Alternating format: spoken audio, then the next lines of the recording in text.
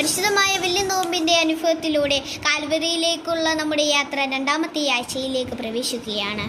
ഗർഭവും ഞായർ എന്ന് വിശേഷിപ്പിക്കുന്ന ഈ ആഴ്ചത്തെ വേദഭാഗം വിശുദ്ധ ലൂക്കോസിന്റെ സുവിശേഷം 5-ാം അധ്യായം 12 മുതൽ 16 വരെയുള്ള വാക്യങ്ങളിൽ ആണ്.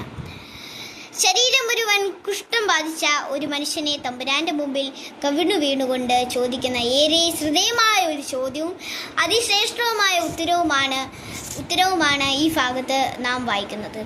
തമ്പുരാന്റെ മുമ്പിൽ കവിണ്ണു വീണുകൊണ്ട് കുഷ്ഠരോഗിയായ ആ മനുഷ്യൻ ചോദിക്കുന്നത്, നിനക്ക് മനസ്സുണ്ടെങ്കിൽ എന്നെ ശുദ്ധമാക്കുക. തമ്പുരാൻ നൽകിയതുമായ ഉത്തരം, എനിക്ക് മനസ്സുണ്ട്, നീ ശുദ്ധനാക്കുക.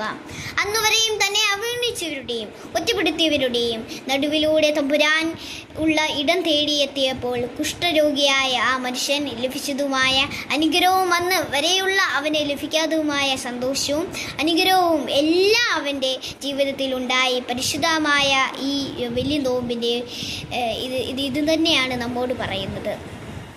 യേശു തമ്പുരാൻ ഉറ്റുനോക്കിക്കൊണ്ട് ജീവിക്കുക. യേശു തമ്പുരാൻ നമ്മുടെ ഓരോരുത്തരുടെയും ജീവിതത്തിലേക്ക് ഇറങ്ങി വരുമെന്ന് യാതൊരു സംശയവുമില്ല.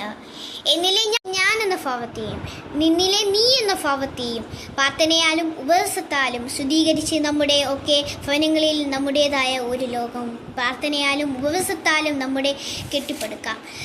അങ്ങനെയുള്ള ഭവനങ്ങളിലേക്ക് കർത്താവ് ആയ യേശു തമ്പുരാൻ തീർച്ചയായും ഇറങ്ങി വന്ന് യാതൊരു സംശയവുമില്ല. നമ്മുടെ ഓരോരുത്തരുടെയും ജീവിതം യേശു തമ്പുരാൻ ഇറങ്ങി വരുവാനുള്ള ഇടങ്ങളായി തീരണം. തമ്പുരാനെ തേടി ഇറങ്ങിയ കുഷ്ഠരോഗിയെ പോലെ നമുക്കും യാത്ര ചെയ്യാം കാൽവറിയിലേക്ക്, യേശു തമ്പുരാനെ ഉറ്റുനോക്കിക്കൊണ്ട് എന്ന് പ്രാർത്ഥിച്ചുകൊണ്ട് ഞാൻ എൻ്റെ എളിയ പ്രസംഗത്തെ അവതരിപ്പിക്കുന്നു. നന്ദി, നമസ്കാരം.